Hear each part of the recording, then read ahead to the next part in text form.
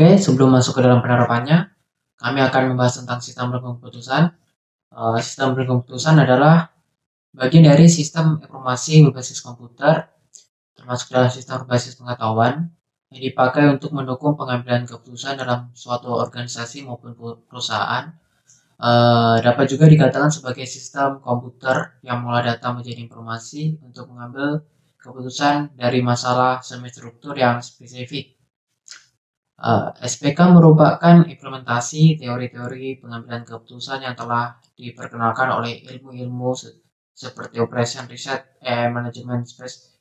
Bedanya adalah bahwa jika dahulu untuk mencari penyelesaian masalah yang dihadapi harus dilakukan perhitungan secara manual, biasanya untuk mencari nilai minimum, maksimum, ataupun optimum. Saat ini komputer PC telah menawarkan kemampuannya untuk menyelesaikan persoalan yang sama dalam waktu singkat. Berikut adalah beberapa pengertian SPK menurut para ahli. Menurut ahli di sini, yaitu menurut Moore and Sain, yang kedua menurut Turban, dan yang ketiga menurut Turban, Saharda, dan Dellen. Oke, yang pertama menurut Moore and Sain, SPK dapat digambarkan sebagai sistem yang berkemampuan mendukung analisis and hot data dan pemodelan keputusan berorientasi keputusan orientasi perencanaan masa depan dan digunakan pada saat-saat yang tidak biasa. Yang kedua, menurut Turban, sistem berkeputusan atau SPK atau Decision Support System atau DSS adalah sebuah sistem yang mampu memberikan kemampuan pemecahan masalah maupun kemampuan perkomunikasian untuk masalah dengan kondisi semi-struktur dan tidak struktur. Sistem ini digunakan untuk membantu pengambilan keputusan dalam situasi semi-struktur dan situasi yang tidak terstruktur, di mana tak seorang pun tahu secara pasti bagaimana keputusan seharusnya dibuat. Yang terakhir, yang ketiga, Turban, Saharda, dan Dellen. Menurut mereka, sistem informasi yang berbasis komputer yang fleksibel, alternatif, dan dapat diadaptasi yang dikembangkan untuk mendukung solusi untuk masalah manajemen spesifik yang tidak terstruktur. Sistem berkeputusan menggunakan data, memberikan antarmuka pengguna yang mudah, dan dapat menggabungkan pemikiran pengambilan keputusan. Selanjutnya ada juga tahapan SPK. Tahapan SPK ini memiliki 4 tahapan.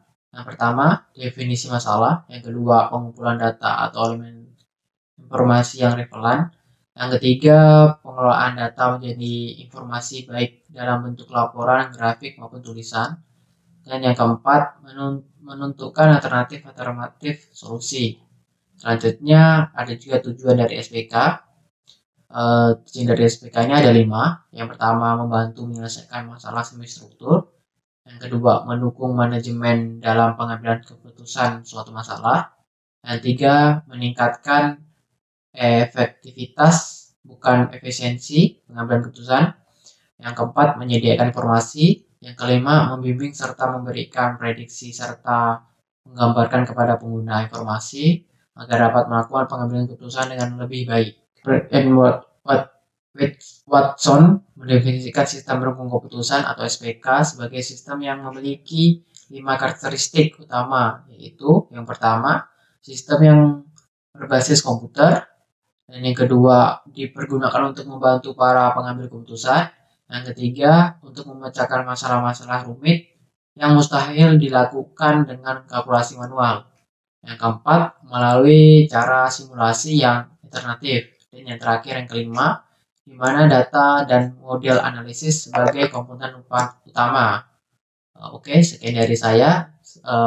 Selanjutnya akan dilanjutkan oleh rekan saya. Terima kasih. Metode SPK. Dari pencarian materi yang kami lakukan, kami menemukan 21 metode yang dapat digunakan dalam sistem pendukung keputusan. Dari 21 sistem pendukung keputusan tersebut, kami akan menjelaskan 3, yaitu Simple Adaptive Method atau SAW, Analytic Hierarchy Process Method atau AHP, Profile Matching Method atau PM. Dimulai dari SAW, metode Simple Adaptive Way. SAW adalah metode penjumlahan terbobot. Metode SAW menuntut pengambilan keputusan untuk menentukan bobot bagi setiap atribut. Skor total untuk alternatif diperoleh melalui penjumlahan seluruh hasil perkalian antara rating dan bobot setiap atribut. Adapun rating setiap atribut harus bebas dimensi atau telah melewati matriks sebelumnya. Langkah-langkah penerapan metode SAO. Pertama, menentukan rating kecocokan setiap alternatif pada masing-masing kriteria. Yang kedua, membuat matriks keputusan berdasarkan kriteria. Yang ketiga, melakukan normalisasi matriks dengan berpatokan persamaan yang disesuaikan dengan jenis atribut, sehingga nanti diperoleh matriks ternormalisasi. Hasil akhir diperoleh melalui proses perankingan. Maksud perankingan di sini ialah penjumlahan dari perkalian matriks ternormalisasi dengan vektor bobot, sehingga akan diperoleh nilai terbesar yang dipilih sebagai alternatif terbaik sebagai solusi pemecah masalah. Adapun rumus yang melakukan normalisasi ini sebagai berikut. Bisa dilihat dari slide. Dan kita lanjut ke metode AHP. Analitik hierarki proses adalah teknik untuk mendukung proses pengambilan keputusan yang bertujuan untuk menentukan pilihan terbaik dari beberapa alternatif yang dapat diambil. Kelebihan AHP adalah dapat memberikan kerangka yang komprehensif dan rasional dalam menstrukturkan permasalahan pengambilan keputusan. Gambaran umum dari proses AHP dapat dilihat pada slide PowerPoint berikut. Dilihat dari gambar tersebut, tahapan pertama dari AHP adalah structuring, yaitu menstrukturkan alur pengambilan keputusan berdasarkan dua komponen utama. Komponen pertama adalah tujuan AHP dan variabel yang digunakan. Sedangkan komponen kedua adalah alternatif-alternatif yang dapat diambil untuk memenuhi tujuan AHP tersebut. Pada tahap structuring, akan ditentukan apa tujuan dari AHP, apa saja variabel dan subvariabel yang digunakan, dan apa saja alternatif yang tersedia. Tahapan berikutnya pada AHP adalah assessment, yaitu tahap pemberian nilai atau bobot terhadap variabel, subvariabel, dan alternatif. Pemberian bobot ini dapat berupa direct assessment atau pemberian bobot secara langsung. Verbal assessment, pemberian bobot berdasarkan persepsi verbal seperti sangat penting, tidak penting, dan sebagainya. Dan juga dapat dengan menggunakan visual assessment, yaitu pemberian bobot dengan bantuan visual grafik. Setelah itu lanjut ke metode profil matching. Menurut Rachma, profil matching merupakan suatu proses dalam manajemen SDM di mana terlebih dahulu ditentukan kompetensi atau kemampuan yang diperlukan oleh suatu jabatan. Dalam proses profile matching secara garis besar merupakan proses membandingkan antara kompetensi individu ke dalam kompetensi jabatan sehingga dapat ditentukan perbedaan kompetensinya atau disebut juga gap. Semakin kecil gap yang dihasilkan maka bobot nilainya semakin besar, yang berarti memiliki peluang lebih untuk karyawan menempati posisi tersebut.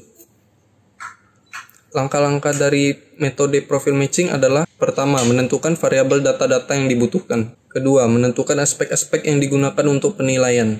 Ketiga, pemetaan gap profil. Gap adalah profil minimal dikurangi profil data tes. Setelah diperoleh nilai gap, selanjutnya diberikan bobot untuk masing-masing nilai gap. Kelima, perhitungan dan pengelompokan core factor dan second factor. Setelah menentukan bobot nilai gap, kemudian dikelompokkan menjadi dua kelompok, yaitu core factor dan second factor.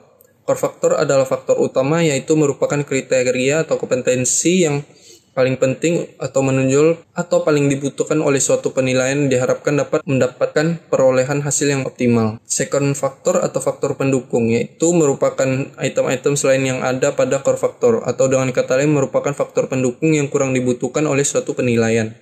Yang keenam adalah perhitungan nilai total. Nilai total diperoleh dari presentasi core factor dan secondary factor yang diperkirakan berpengaruh terhadap hasil tiap-tiap profil. Setiap langkah-langkah metode terdapat rumus yang bisa dilihat langsung di layar PowerPoint. Dan yang terakhir adalah perhitungan penentuan ranking. Hasil akhir dari proses profil matching adalah ranking. Penentuan ranking mengacu pada hasil perhitungan tertentu. Baiklah, saya sekarang akan menjelaskan tentang komponen dari sistem pendukung keputusan, tahap-tahapan untuk pengambilan keputusan, dan jenis-jenis keputusan tersebut. Pertama itu komponennya. Komponen itu ada 3, yaitu database management, kedua model base, 3 user interface atau pengelolaan dialog. Pertama-tama Database management adalah subsistem dari data yang terorganisir dalam database. Data adalah suatu sistem pendukung keputusan yang dapat berasal dari luar atau dalam lingkungan. Kemudian model base adalah model yang mewakili masalah dalam format kuantitatif sebagai dasar simulasi atau pengambilan keputusan, termasuk tujuan permasalahan, komponen terkait, keterbatasan yang ada, dan hal-hal lain terkait lainnya. Kemudian pengelolaan dialog, yang biasanya juga disebut sebagai subsistem dialog, merupakan penggabungan antara dua komponen sebelumnya, yaitu manajemen database dan model base, yang tergabung dalam 3 komponen, setelah sebelumnya menjabat menjadi dalam bentuk komputer yang memahami. Selanjutnya itu tahap-tahap pengambilan keputusan, itu ada 4, yaitu tahap pemahaman, tahap perancangan, tahap pemilihan, dan tahap implementasi. Yang pertama itu tahap pemahaman. Tahap ini merupakan proses penelusuran dan pendeteksian dari lingkup problematika serta proses pengenalan masalah. Data masuk diperoleh, diproses, dan diuji dalam rangka mengidentifikasi masalah. Kemudian tahap perancangan merupakan proses pengembangan dan pencarian alternatif tindakan atau solusi yang dapat diambil. Tersebut merupakan representasi kejadian nyata yang disederhanakan sehingga diperlukan proses validasi dan verifikasi untuk mengetahui keakuratan model dalam meneliti masalah yang ada. Kemudian tahap pemilihan yang merupakan pemilihan terhadap berbagai alternatif solusi yang dimunculkan pada tahap perencanaan agar ditentukan dan dengan memperhatikan kriteria-kriteria berdasarkan tujuan yang akan dicapai. Keempat, tahap implementasi. Tahap ini dilakukan penerapan terhadap rancangan sistem yang telah dibuat pada tahap perancangan serta pelaksanaan alternatif tindakan yang telah dipilih pada tahap pemilihan. Kemudian yang terakhir itu adalah jenis keputusan. Jenis keputusan ini ada 2, yaitu keputusan terprogram dan keputusan tidak terprogram. Nah, keputusan ini untuk keputusan terprogram itu keputusan bersifat berulang dan rutin. Sedemikian hingga suatu prosedur pasti telah dibuat menganiaya sehingga keputusan tersebut tidak perlu diperlukan de novo atau sebagai sesuatu yang baru setiap kali terjadi. Kemudian untuk keputusan yang tak terprogram merupakan keputusan yang bersifat baru, tidak terstruktur, dan jarang konsekuen. Tidak ada metode yang pasti untuk menangani masalah ini karena belum ada sebelumnya, atau karena sifat dan struktur persisnya tak terlihat atau rumit, atau karena begitu pentingnya sehingga memerlukan perlakuan yang sangat khusus. Itu saja dari saya. Sisanya saya akan lanjut ke rekan saya yang lain. Selanjutnya, giliran saya akan menjelaskan penerapan sistem pendukung keputusan dalam bidang industri. Dalam bidang industri ini, kami membahas tentang kasus penentuan kosmetik yang sesuai dengan kulit wajah. Kasus ini menggunakan metode SAW untuk menarikan kesimpulan. Jumlah kosmetik yang akan diteliti sebanyak 5 jenis, yaitu Garnier La Complete Multi-Action Whitening Cream, Garnier Whitening Cream Day, Wardah Whitening Day Cream, Olay Total White Extra White Cream, lalu Soljay Bleaching Cream. Kriteria penentuannya adalah merek, kesesuaian jenis kulit, harga, kualitas, dan efek samping. Yang pertama, kriteria dan bobot. Metode simple additive whitening dalam proses memerlukan kriteria-kriteria yang akan dijadikan bahan perhitungan pada proses ringan dan penilaian penentuan kosmetik yang sesuai dengan jenis kulit wajah. Berikut adalah tabel kriteria yang menjadi bahan pertimbangan pada proses penilaian tersebut. Kalian bisa lihat bagiannya di sebelah sini. Dari masing-masing kriteria tersebut, maka akan ditentukan bobot-bobotnya. Pada bobot terdiri dari 5 bilang fungsi, yaitu pertama, ada gambar di sebelah sini, kalian bisa lihat. Saya akan menjelaskan keterangannya terlebih dahulu. SR yang berarti sangat rendah, R yang berarti rendah, C yang berarti cukup, T yang berarti tinggi, ST yang berarti sangat tinggi. Dari kriteria di atas, maka dapat dibuat sebuah tingkat kepentingan kriteria berdasarkan nilai. Bobot yang telah ditentukan dalam bidang studi. Yang pertama, kriteria merek genetik. Yang pertama bisa kalian lihat di tabel ini. Lalu kita masuk ke kriteria kesesuaian jenis kulit, ada di tabel sebelah sini juga.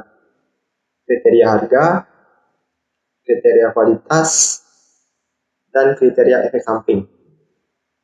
Lalu yang kedua, algoritma metode SAW. Penggunaan metode Simple Adaptive Reasoning atau SAW pada aplikasi yang dirancang mampu untuk menampilkan hasil proses pendukung keputusan dengan baik. Adapun algoritmanya adalah sebagai berikut. Pertama, algoritma pengecekan pembobotan. Yang A, input. Sama dengan nilai kriteria C1, C2, C3, C4, C5. Bobot W1, W2, W3, W4, W5. Alternatif A1, A2, A3, A4, dan A5. Lalu yang B, output. V1, V2, V3, V4, dan V5. Yang kedua, proses. Menghitung matris bobot. Di sini ada CI, AIG sama dengan XIG. C yang berarti kriteria, I nomor urut alternatif, A alternatif, J nomor urut kriteria, CIG nilai alternatif ke I pada kriteria ke J. C1, A1 sama dengan X11, C2, A1 sama dengan X21, C3, A1 sama dengan X31, C4, A1 sama dengan X41, C5, A1 sama dengan X51. Rumusnya kalian bisa lihat di sebelah sini. Lalu yang ketiga, menghitung normalisasi bobot. V1 sama dengan W1 RIG. V1 sama dengan dalam kurung W1 dikali R11 ditambah dalam kurung W2 dikali R12 ditambah W3 dikali R13 ditambah dalam kurung W4 dikali R14 ditambah dalam kurung W5 dikali R15, maka akan menghasilkan V1. Dari hal tersebut, maka dapat disimpulkan hasil perhitungan nilai tertinggi sampai nilai terendah dari sistem pendukung keputusan nilai ini, maka V1 adalah alternatif yang terpilih sebagai alternatif terbaik. Dalam kurung Garnier Like Complete Multi-Action Whitening Cream adalah rekomendasi alternatif terpilih sebagai alternatif terbaik. Selanjutnya akan diteruskan oleh teman saya. Baik, materi yang terakhir adalah penerapan sistem pendukung keputusan dalam bidang manajerial. Manajerial adalah perpaduan antara seni dan ilmu, sebuah ilmu yang mengatur segala sesuatunya dengan benar. Untuk dapat menerapkan manajerial yang baik pada sebuah perusahaan atau organisasi, pelaku manajerial atau yang biasa disebut manajer atau pemimpin yang berada di dalam sebuah perusahaan atau organisasi memerlukan sebuah bantuan ataupun alat pendukung agar segala sesuatunya juga dapat berjalan dengan baik pula. Seorang manajer juga harus membuat sebuah keputusan yang sangat berpengaruh pada perusahaan atau organisasi yang dipimpinnya. Ketika seorang manajer hendak mengambil sebuah keputusan, akan mudah bagi seorang manajer jika permasalahan yang dihadapinya adalah permasalahan yang tergolong dalam skala yang kecil atau tidak rumit. Namun berbeda halnya jika permasalahan yang dihadapi adalah permasalahan yang besar atau yang kompleks, maka tentunya seorang manajer akan membutuhkan bantuan untuk mengambil keputusan tersebut. Salah satu cara yang dapat diterapkan berdasarkan teknologi informasi yang ada saat ini, yaitu dengan menerapkan sistem pendukung keputusan pada sebuah organisasi atau perusahaan. Dalam bidang manajerial ini, kami akan membahas kasus tentang evaluasi kinerja karyawan untuk promosi jabatan yang diambil dari 5 karyawan yang akan dipromosikan. Akan dipilih satu orang yang terbaik berdasarkan kriteria-kriteria yang telah ditentukan. Konsepnya adalah mencari orang yang memiliki profil yang terdekat atau yang sedekat mungkin dengan jabatan yang sedang kosong. Di sini kami akan menggunakan sistem pendukung keputusan berupa aplikasi berbasis website untuk menjelaskan penerapan di dalam bidang manajerial. Sistem pendukung keputusan ini menggunakan metode profile matching.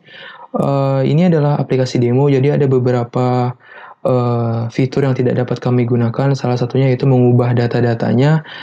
Namun menurut kami tidak masalah karena kami hanya ingin menjelaskan bagaimana penerapan SPK dalam bidang manajerial. Untuk yang pertama yaitu ada alternatif. Di sini adalah data-data yang akan digunakan untuk pembandingnya. Di sini adalah nama karyawan. Nah, masing-masing karyawan ini akan dibandingkan antara satu sama yang lainnya. Terdapat 5 karyawan di sini. Kemudian ada aspek. Aspek di sini tidak langsung ditambahkan oleh program ya. Dalam beberapa organisasi, aspek ditentukan langsung oleh seorang manajer atau orang atau bagian yang memiliki hak untuk mengubah atau menambah aspek-aspek yang diperlukan. Dalam kasus ini, di sini menggunakan 3 aspek dengan presentasinya juga. Aspek yang pertama itu adalah aspek kapasitas intelektual dengan 20%, aspek sikap kerja 30%, dan aspek perilaku 50%. Selanjutnya, ada kriteria. Setelah aspek-aspek ditentukan, selanjutnya ini adalah kriteria. Masing-masing aspek memiliki kriterianya lagi.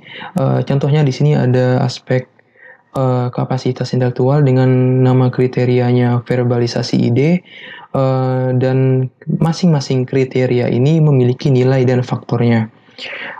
Faktor untuk core yaitu adalah faktor yang sangat penting atau yang dibutuhkan, dan secondary adalah faktor yang berupa pendukung.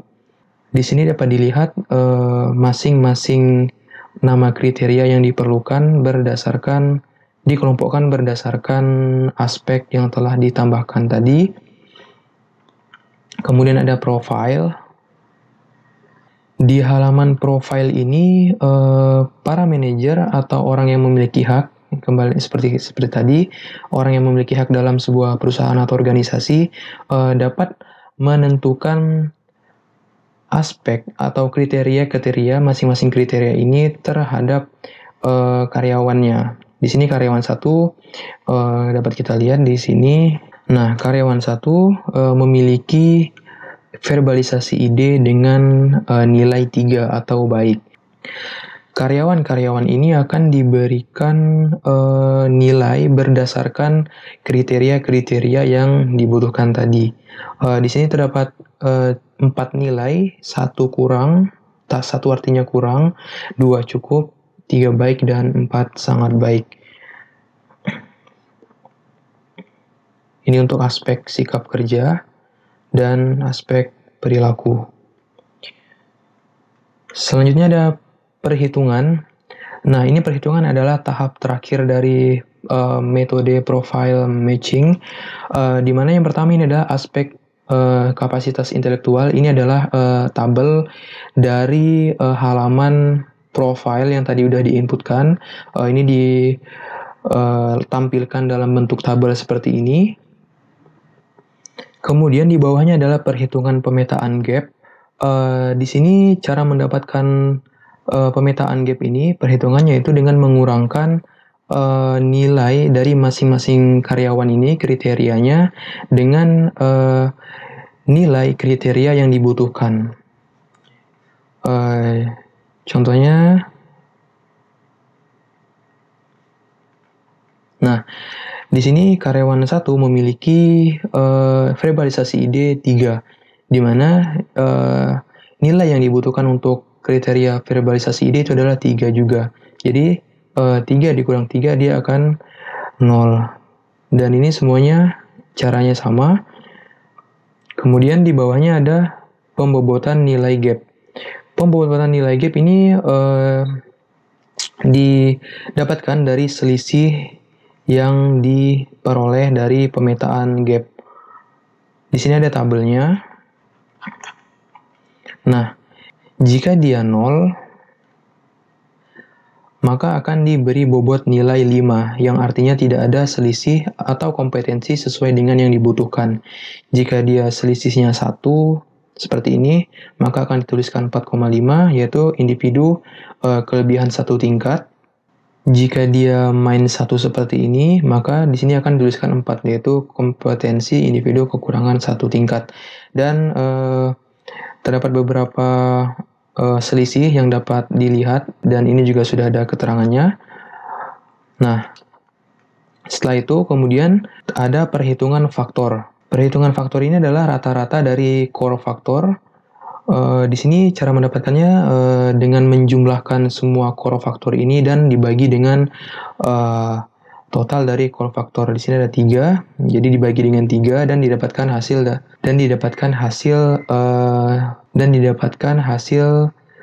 rata-rata core faktor. Untuk Ini adalah NSF adalah rata-rata secondary factor, caranya sama dengan menjumlahkan semua secondary factor dan dibagi dengan totalnya. Di sini ada 2, jadi dibagi dengan 2 dan ini adalah hasilnya.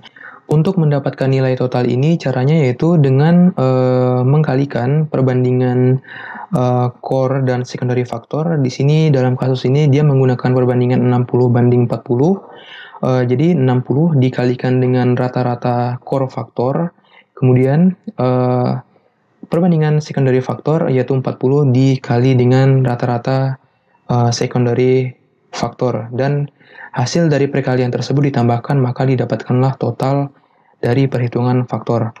Kemudian ini adalah aspek kerja, hampir sama, bahkan maksud saya sama dengan sebelumnya. Ada perhitungan pemetaan gap, pembobotan nilai gap, faktor, dan yang terakhir adalah aspek perilaku. Sama juga seperti sebelumnya. Dan yang terakhir adalah hasil akhir. Di hasil akhir ini terdapat alternatif, yaitu karyawan-karyawannya tadi. Kemudian ada aspeknya, yaitu 3 aspek yang tadi dengan persentasenya. Dan ini adalah total dari perhitungan faktor. Kemudian total didapat dari persentase dari masing-masing aspek dikalikan dengan total yang diperoleh dari karyawan. Kemudian hasil dari perkalian tersebut dijumlahkan sehingga didapatlah total. Untuk ranking yaitu diperoleh dengan mengurutkan total dari yang terbesar ke yang terkecil. Di sini dapat dilihat bahwa karyawan 3 adalah salah satu kandidat yang dapat atau berkesempatan untuk dapat menduduki jabatan yang sedang kosong. Sekian dari saya, terima kasih.